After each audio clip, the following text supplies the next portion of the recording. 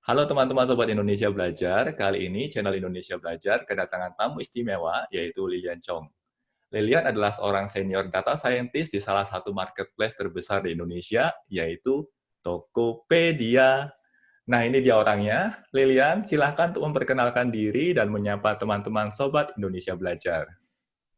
Halo semuanya, apa kabar? Mudah-mudahan baik ya. Jadi nama aku Lilian, ya aku kerja sekarang di Tokopedia tadi udah disebut ya. Sampai ada lagunya tadi ya, Tokopedia.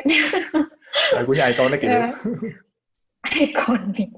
Warnanya juga mungkin hijau-hijau gitu ya, Betul-betul. ada gambarnya. Ya, aku di sini udah kerja tuh sekitar 3 tahun ya, berarti sekarang tuh hampir 3 tahun sebagai data scientist. Nah, aku tuh kerja dari semenjak banget lulus kuliah master dulu, begitu lulus, gak lama pulang, langsung kerja di Tokopedia. Oh ya teman-teman, sekadar info, Lilian adalah alumni Fakultas IT Universitas Maranatha Bandung, tempat di mana saya mengajar sampai saat ini. Hanya saja Lilian belum pernah masuk di kelas saya, karena kebetulan saat itu saya sedang menjalani studi master dan juga PhD saya di Australia. Lilian juga sempat mengisi salah satu talk untuk DSI atau Data Science Indonesia di Bandung, tepatnya di Blok 71. Hanya saja saat itu saya berhalangan hadir. Sayang sekali. Oh ya Lilian, dirimu ini kan seorang data scientist. Bisa nggak dijelaskan ke teman-teman di sini apa itu data scientist dan apa sih kerjaan dari seorang data scientist di suatu marketplace sekelas Tokopedia? Jadi kerjaan data scientist itu sebenarnya ngotak-ngatik data sih sebetulnya. Oke. Jadi kita coba analisis datanya, kita kumpulin, kita proses, lalu kita coba buat suatu program atau biasanya kita sebut model prediksi yang tujuannya untuk yaitu tadi memprediksi data baru, pattern-nya itu seperti apa. Jadi kita pengen tahu apakah pattern-nya sesuai dengan yang kita pelajari dari data sebelumnya atau tidak. Contohnya kalau di e-commerce tuh, katakanlah kita punya sekumpulan data, yaitu gambar. Mhm. Nah, kita bisa buat modelnya untuk prediksi apakah gambar ini masuk kategori fashion kah, atau elektronik, atau mungkin furniture, dan lain-lain. Atau contoh lainnya tuh, kalau e-commerce kan erat banget dengan rekomendasi ya. Betul, Jadi, betul. mungkin rekomendasi aku dan Budi pun belum tentu sama, karena Mhm. kesukaannya beda. Mungkin kalau aku seringnya beli barang elektronik atau makanan. Kalau Budi mungkin nggak tahu deh, mungkin buku gitu ya, atau Mainan. kebutuhan-kebutuhan moms and baby, mungkin mainan gitu, mainan kartu-kartu gitu, atau gimana deh. Nah, itu kan kesukaannya beda-beda. Nah, jadi di sini um, role dari data scientist itu sendiri untuk membantu supaya customer bisa menemukan rekomendasi atau barang yang sesuai dengan interest-nya. Gitu sih. Jadi banyak banget sebetulnya aplikasinya. Oke, oke, oke. Oh ya teman-teman, sekadar informasi, Lilian juga salah seorang penerima beasiswa LPDP yang telah menyelesaikan studi masternya di University of Melbourne, Australia. By the way, bisa dong Lilian ceritakan pengalamanmu selama studi di Australia? Pengalaman sama di Australia itu ya cukup menarik sih, karena bukan sekedar liburan 1-2 minggu di sana, tapi kita dapat kesempatan untuk tinggal, untuk belajar selama 2 tahun di sana. Ini tergantung banget sama programnya. Kalau aku kebetulan 2 tahun waktu itu. Jadi aku ngerasa banyak banget sih yang dipelajari, baik itu dari sisi akademis maupun dari non-akademis. Nah, yang paling aku suka di sana itu orang-orangnya, kalau menurut aku bertanggung jawab sih. Jadi uh, kebetulan hampir semua kelas yang aku ambil di sana itu nggak ada absensinya kalau di sana. Jadi datang silakan, bolos pun ya nggak ada yang nanya juga gitu. Tapi kuliahnya memang direkam, jadi bagi yang tidak hadir pun sebetulnya bisa lihat sendiri. Tapi justru uniknya di situ. Jadi orang-orang tuh jarang yang bolos. Dan mereka juga datang benar-benar mengikuti kuliah dengan serius. Dan kayaknya sih aku nggak pernah lihat gitu ada yang kayak tidur di kelas atau ngantuk-ngantukan. Pokoknya mereka selalu datang ke kelas dengan keadaan siap belajar. Nah, hal lain yang aku suka juga itu orang-orangnya cukup kritis di sana. Jadi kalau misalkan ada yang bingung sama kuliah atau apa, mereka bakal langsung tanya, atau kalau bahkan mereka punya opini sendiri terhadap uh, kuliah yang lagi disampaikan waktu itu, mereka bakal langsung tanyain, bakal langsung bahas di tempat juga gitu. Entah itu pendapat mereka benar atau salah, tapi mereka pede-pede aja gitu. Betul, betul. Open for argument lah, gitu kalau aku bilang. Hmm. Kalau di sini kan kadang misalnya dosen nanya di kelas pun, ini ada pertanyaan nggak? Kayaknya banyaknya yang diem-diem gitu kan, takut gitu angkat tangan. Betul, Kalau di betul, sana betul. nggak, mereka banyak aktif banget di sana. Mereka mungkin hampir semua tuh angkat tangan gitu, kayak hampir semua orang ada pertanyaan. Itu bagusnya di mereka. Ya memang beda sekali ya dengan pola kelas di sini ya. Dan mungkin juga karena faktor budaya juga seperti itu. Tapi memang cukup menarik ya Iya. pengalaman belajarnya ya. Oh ya Lilian, topik bincang-bincang kita kan kali ini seputar data science nih. Menurut Lilian sebagai seorang data scientist, bisa nggak dijelaskan secara sederhana apa itu data science? Data science itu kan ada dua kata ya, data Mhm. dan science. Jadi secara singkat tuh artinya apa sih? Artinya kerjaan kita itu ya seperti data scientist, banyak melakukan eksperimen, pengumpulan, dan juga pengolahan data. Nah, hasilnya apa? Hasilnya yang tadi sempat disebut di awal. Jadi kita bikin suatu program atau kita sebut itu model untuk prediksi pola dari suatu data yang baru. Singkatnya seperti itu. Jadi kalau untuk teman-teman yang baik dengan bidang data scientist itu memang harus mempersiapkan diri untuk banyak eksperimen sih. Mungkin banyak menemukan kegagalan juga waktu bikin modelnya. Nah, nggak boleh pantang menyerah nih, harus sering baca juga. Gitu. Ya, ya, ya, ya. Butuh apa ya? Butuh mentalitas sebagai seorang detektif ya kayaknya ya. Detektif, iya sih. Bisa dibilang begitu ya mungkin. Betul, betul, betul. Penasaran harus tinggi sih, betul. Tapi Berbicara mengenai karir di bidang data, bisa nggak Lilian ceritakan ke teman-teman di sini seputar divisi tim data yang ada di Tokopedia? Supaya teman-teman di sini juga punya gambaran terkait karir di bidang data. Karena cukup banyak loh audiens channel Indonesia Belajar ini yang tertarik dengan bidang data. ya, kalau di Tokopedia sendiri itu tim datanya dibagi dalam beberapa divisi. Gitu. Jadi Oke, ada data scientist, data engineer, data analyst, business intelligence, dan yang terakhir data tracking. Jadi oke, kalau kita lihat dari life cycle datanya itu sendiri, semua berawal dari data tracking. oke.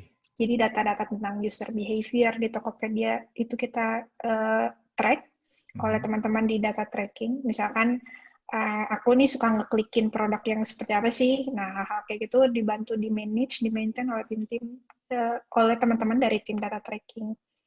Nah, lalu dari situ datanya bakal diolah oleh tim data engineer. Mhm. Di sini mereka bakal buat pipeline-nya sedemikian rupa supaya konsumennya nanti yaitu DA, DS, dan BI bisa pakai data itu untuk kebutuhan mereka masing-masing. Nah, jadi secara umum data engineer itu sendiri role-nya membangun infrastruktur data sekaligus memaintain quality datanya itu dan membangun tools-tools untuk mengotomatisasi proses pengolahan data yang tadi dari data yang masih sangat raw ke Mhm. dalam bentuk format yang lebih terstruktur, yang Oke, siap pakai oleh divisi lainnya. oke. Nah, kalau untuk data analisis itu sendiri, sebenarnya kerjanya ya literally analisis data, gitu. Mhm. Reporting, juga monitoring dashboard. Ya mungkin bedanya dengan BI, kalau di kita itu DA-nya fokus dengan uh, masalah dalam suatu bisnis unit tertentu. Jadi misalkan ada DA untuk yang khusus menganalisis problem-problem logistik, ada Oke. yang khusus untuk menganalisis problem-problem rekomendasi, dan lain-lain. Nah, kalau BI sendiri, teman-teman di BI itu fokus pada kebutuhan yang mungkin sifatnya lebih umum atau terpusat. Jadi, terutama data-data atau hasil data yang diolahnya itu akan digunakan oleh stakeholders. Hasil dari tim BI ini akan menjadi sumber data utama yang ada di perusahaan. Oke.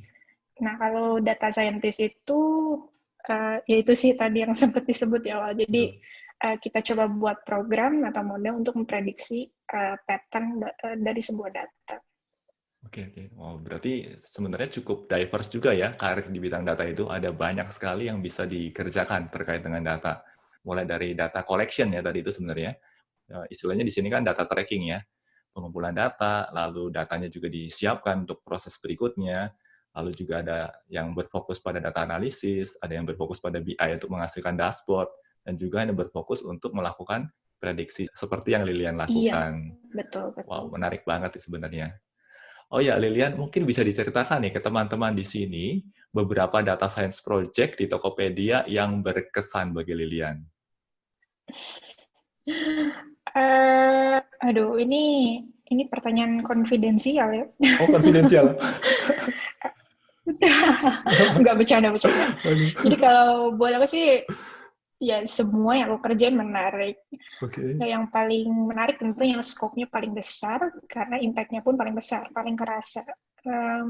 Dan di Tokopedia sendiri itu kan tim data science-nya tidak hanya diharapkan untuk fokus pada modeling saja, tapi dari awal prosesnya juga. Dari gimana cara kita dapat datanya, analisis datanya, lalu pre-processing dan modeling, evaluasinya juga, lalu terakhir production-nya.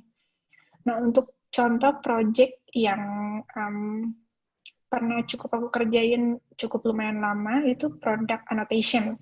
Oke. Uh, jadi kita, misalkan di produk itu kan ada gambar, ada nama produknya apa, deskripsinya apa, mungkin reviewnya gimana. Nah, somehow kita coba olah data itu, lalu kita buat model untuk mengklasifikasikan ini masuk ke kategori apa. Dan Oke. kategorinya sendiri itu pun hierarki. Ada hierarki dari yang paling umum sampai yang cukup detail. Jadi Oke. misalnya kalau di kategori fashion nih, kita ada ada gambar baju, Oke. lalu kita coba cek ini tuh masuk tipenya apa. Oh, ini fashion, mungkin t-shirt, Oke. lalu neckline itu bentuknya seperti apa, warnanya seperti apa, dan lain-lain. Jadi kita Oke. coba Oke. ekstrak informasi yang ada di uh, gambar tersebut. Berarti masuknya ke image classification ini ya? Iya, betul. Wow. Oke. Jadi ada satu project lain yang menarik, yaitu aku harus coba cek analisis data-data pada sistem customer service kita. Oke. Jadi kalau kalian pernah komplain nih, beli barang terus komplain ke customer care kita, kan kita record tuh Oke. komplainannya apa, datanya apa. Mungkin kalian upload juga foto produknya seperti apa, invoice-nya seperti apa. Nah, dari sana kita coba olah, kita coba kenali ini tuh masalahnya sebetulnya apa sih. Dan biasanya kan orang kalau masukin komplain tuh kadang-kala kategorinya sesuai, kadang-kala Nggak random gitu, sesuai. suka-suka. Yang penting gue komplain gitu kan. Ya, betul-betul. Nah, Sudah di sini keburu kita emosi coba ya? keburu emosi. Nggak peduli, pokoknya gue komplain. Betul-betul. Kategori apa peduli amat gitu kan. Nah, di sini kita coba address si komplainan orang-orang itu kira-kira sebenarnya masuk kategori apa sih sebetulnya. Itu untuk memudahkan si tim customer service-nya juga. Jadi Oke, oke. nggak perlu dicek semua satu-satu. Oke, oke, oke. Oh, menarik sekali ya. Very, very interesting. Tadi yang terkait dengan image classification juga sangat menarik nih, karena kan pasti membutuhkan data labeling ya, dan itu effortnya bakal luar biasa sekali ya. Luar biasa sih, betul. Kalau bicara soal classification dalam skala besar, ya Mhm. pasti kita perlu data dengan jumlah yang besar, dan itu bukan kuantitasnya aja, tapi kualitasnya juga. Jadi kalau di kita kebetulan, kita coba label datanya, kita coba kumpulin data yang kita pengen itu seperti apa, ada quality checking-nya seperti apa, dan dari sana baru kita gunakan datanya. Oke, oke. Jadi cukup berlapis juga ya, setelah di label datanya, terus juga perlu dicek kembali ya, apakah labelnya memang sesuai atau tidak, dan baru digunakan untuk kebutuhan analisis ya. Iya, betul. Jadi yang tadi mungkin aku sempat sebut juga bahwa kerjaan kita itu diharapkannya benar-benar end to end. Dari awal Oke, banget kita ngolah datanya sampai production digunakan oleh user kita gimana. oke, oke, oke. Wow, luar biasa ini. Nah, sebagai seorang praktisi di bidang data science, menurut Lilian, bagaimana sih pertumbuhan akan tenaga ahli dalam bidang data science di Indonesia sekarang ini? Secara umum demand-nya cukup tinggi sih ya. Oke. Mungkin kalau untuk selama situasi corona seperti ini Mhm. agak tersendat gitu, tapi itu kan memang apapun tersendat gitu, apapun bidangnya. Tapi Oke. secara umum memang demand-nya cukup tinggi, bahkan kayaknya tahun-tahun lalu tuh sempat uh, meledak cukup tinggi ya. Jadi Oke. karena memang cukup kekurangan tenaga ahli di bidang data science. Dan itu dimanapun, nggak cuma di Indonesia. Oke, Di oke, oke. luar pun seperti itu. Jadi kalau memang tertarik ke bidang data, lalu data science, Jangan ragu sih, menurutku prospeknya sangat menarik. Oke, oke. Nah, jadi gitu teman-teman. Jadi kalau teman-teman tertarik dengan bidang data atau specifically di bidang data science, ya, prospeknya sangat menarik loh teman-teman. Oke, kalau berbicara terkait data science, saat ini kan ada dua kubu yang cukup populer ya terkait dengan platform, yaitu R dan Python. R sangat solid dengan RStudio, Tidyverse, ggplot, RShiny, sedangkan Python juga sangat populer dengan Jupyter Notebook, Jupyter Lab, Pandas, Matplotlib, Seaborn. Nah, kalau boleh tahu, Lilian sendiri lebih banyak bekerja dengan platform yang mana dan mengapa memilih platform tersebut? Tadi disebutnya cukup lumayan banyak ya. Jadi kalau kebetulan aku dan memang di perusahaan pun mayoritas menggunakan Python. Oke. Jadi alasannya kenapa, sebenarnya kita nggak ada alasan khusus sih. Memang karena awalnya semua pipeline udah dibentuk, udah dibangunnya pakai Python. Dan Oke. aku pribadi pun memang pertama tuh belajarnya Python, dan library-nya pun kayak sejenis TensorFlow gitu untuk deep learning itu aku pakai juga di Python. Jadi ya kita memang environment-nya udah Python banget. Nah kalau soal pilihan ini menurut aku preference banget, dan sangat tergantung sama perusahaan masing-masing. Oke. Meskipun kalau aku bisa bilang mayoritas menggunakan Python dan library pendukung lainnya. Oke, oke, oke, oke. Termasuk mungkin kayak tadi kalau editornya pakai Jupyter Notebook gitu kan. Betul, betul. Terus yang tadi library-nya kayak scikit-learn, atau kalau untuk deep learning itu TensorFlow, dan lain-lain. Nah, kebetulan di channel Indonesia Belajar ini, kami cukup banyak membahas topik-topik pemrograman terkait pemrograman Python dan juga implementasi Python untuk data science dan machine learning. Jadi, bagi teman-teman yang tertarik, teman-teman bisa mempelajarinya di channel Indonesia Belajar ini. Kita coba lanjut ke pertanyaan berikutnya ya. Saat ini, cloud computing makin populer. Apakah cloud computing juga diterapkan dalam bidang data science? Lalu penerapannya di sisi apa aja? Cloud computing, iya. Oke, Tapi lagi-lagi ini sangat bergantung sama perusahaannya. Menurutku ini tergantung scope perusahaannya itu sendiri juga. oke, Nah, kalau di kita kebetulan pakai GCP, Google oke, Cloud Platform, dan fitur-fiturnya itu sangat banyak gitu, dari untuk storing data seperti BigQuery atau Google Cloud Storage. Lalu kita juga mungkin buat virtual machine sendiri untuk kebutuhan setiap project. Ini sangat fleksibel. Jadi tergantung banget sama perusahaannya bagaimana gitu workflow-nya, dan juga project yang dikerjakan seperti apa. Apakah sangat demanding gitu, resource-nya sangat demanding kah, butuh GPU yang banyak atau seperti itu. Ya biasanya bakal lari ke virtual machine, ke cloud computing. oke, oke, oke. Oke. Berarti memang diimplementasikan juga ya cloud computing di bidang data science itu. Oh ya Lilian, kebetulan audiens channel Indonesia Belajar ini kan banyak yang masih mahasiswa dan pelajar di jurusan terkait IT. Walau ada juga sih yang sudah memulai meniti karir di bidang IT. Mungkin Lilian bisa memberikan rekomendasi terkait hal-hal apa saja sih yang perlu dipersiapkan oleh teman-teman yang memang tertarik nih untuk mulai meniti karir di bidang data science. Banyak baca, pertama. Oke, Baca itu untuk tahu kira-kira requirement di data scientist itu seperti apa sih, kebutuhan industrinya seperti apa. Selain itu juga untuk mengenai lebih lanjut tools-toolsnya seperti apa, algoritmanya bagaimana. Dan itu semua kan kita kadang-kadang nggak semuanya didapat di kuliah gitu. Kita oke, harus coba cari sendiri, belajar sendiri, mungkin nonton video-video di YouTube atau ikut lecture yang seperti Coursera dan lain sebagainya. Nah, untuk prakteknya sendiri bisa coba bikin project di Kaggle kalau tertarik, supaya lebih kebayang juga gitu kerjaannya itu seperti apa sih, modeling itu seperti apa, mengolah data di data science itu seperti apa. Atau kalau mau yang lebih advance untuk bacaannya, mungkin bisa coba mulai baca paper-paper ilmiah berikut dengan kode GitHub-nya. Jadi biasa ada paper yang mereka kasih link kode GitHub, kodenya tuh mereka taruh di GitHub, lalu mereka kasih linknya supaya sambil baca papernya kita juga bisa lihat implementasinya seperti apa.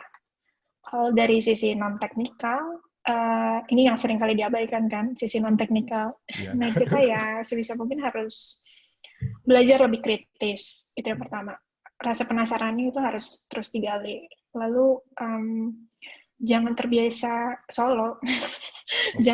Karena kan biasanya tuh kalau yang di bidang teknologi, di bidang data tuh kan nerdy-nerdy ya bisa orangnya. Dan Antisosial. biasanya antisosial, bisa dibilang begitu.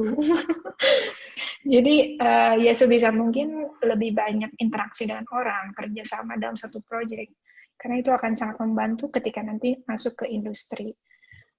Karena ya kalau kerjasama itu pasti dituntut secara langsung maupun tidak langsung. Karena kita nggak mungkin bisa ngerjain kerjaan sendiri terus. Pasti Betul, skopnya betul. yang kita kerjain sendiri itu pasti kecil dibandingkan yang kita kerjain dalam satu tim. Betul, Jadi betul, itu betul. harus asah juga communication skill. Oke, oke. Betul, betul, betul, betul. Oke, nah, bagi teman-teman yang tertarik nih untuk berdiskusi lebih lanjut terkait data science, ada nggak sih komunitas data science di Indonesia? Jujur sih aku nggak gitu tahu ya. Oke. Tapi bisa cek ini teman-teman dari Data Science Indonesia. Mhm, mhm. Oke, oke. Ya, itu merupakan salah satu komunitas yang cukup besar ya untuk data science ya. Jadi ada komunitas di Indonesia yang namanya DSI atau Data Science Indonesia.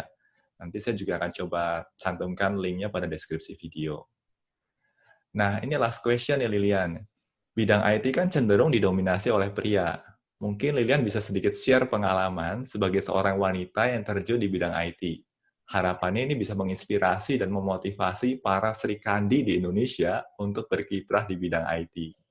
Ini pertanyaan klasik banget sih. Betul, betul. Klasik banget ini. Iya, klasik. Kalau menurutku sih ini preferensi. Jadi Mhm. memang ada yang merasa nyaman, enjoy aja dengan lingkungan seperti ini. Ada juga yang mungkin agak risih, pengennya yang balance 50-50 dan lain sebagainya. Tapi kalau aku sih memang termasuk yang enjoy aja gitu. Oke. Karena teman-teman kerjaku memang profesional, juga Mhm. suportif, dan nggak ada gitu menemukan masalah baik secara profesional selama kerja ataupun di luar kerja. Oke, oke, oke, Jadi oke. nggak pernah ada hal-hal yang merugikan atau misalkan membuat tidak nyaman gitu bekerja jadi pengen keluar nih karena ceweknya misalkan sendiri kayak gitu. Enggak sih, nggak ada. Oke, Sama oke, sekali oke. nggak ada. Jadi ini memang baik lagi ke preferensi masing-masing, tapi jangan takut sih kalau menurut aku. Justru malah sekarang tuh kalau di bidang teknologi kan memang kita semua perusahaan itu mencoba nge-push supaya balance, nggak lebih banyak laki-lakinya, nggak lebih banyak perempuannya, itu supaya balance 50-50. Betul, betul. Sekarang kayaknya makin sering ya digalakkan spirit-spirit seperti women in IT, atau juga ada juga yang spirit yang menggalakkan women in data, dan itu makin populer ya sekarang ini ya. Iya, betul. Nah, jadi jangan takut untuk masuk ke bidang ini. Oke, oke, oke. Nggak ada yang gigit kok. Nggak ada yang gigit ya? Semuanya baik-baik ya. Oke, oke. Baik-baik. Nah, ini Sportif. sportif sekali ya. Bisa nggak Lilian sebagai penutup nih, share sedikit terkait dengan pengalaman kerja Lilian dan kesan-kesan Lilian selama bergabung sebagai seorang data scientist di Tokopedia? Uh, Kalau aku sih senang banget kerja di Tokopedia karena Oke, kesempatannya sangat luas, menurut aku sangat bagus, dan karena memang aku kan tipe orang yang senang belajar gitu, haus akan ilmu, oke, selalu merasa kekurangan ilmu. oke. Dan di sini aku bisa belajar banyak dari senior aku, dari junior aku, dari teman-teman kerja aku yang lainnya, baik Oke, dari sisi teknikal maupun non-teknikal. oke, Jadi oke, kalau oke. aku sih sangat enjoy kerja di bagian data science di Tokopedia. Ya, terutama sekali bagi orang yang suka dengan data ya, karena marketplace sekelas Tokopedia itu kan jumlah datanya masif sekali ya tentunya. Iya, betul. Oke, oke, oke. Wah, menarik sekali nih bincang-bincang kita kali ini. Terima kasih banyak untuk Lilian yang sudah berkenan hadir dalam sesi bincang-bincang kita. Sehat, sukses, dan bahagia selalu untuk Lilian. Semoga apa yang kita perbincangkan di sini dapat memberikan manfaat bagi banyak orang dan juga bagi perkembangan dunia IT di Indonesia. Akhir kata, saya mau tutup sesi bincang-bincang kita kali ini. Salam Indonesia belajar, banyak belajar biar bisa bantu banyak orang.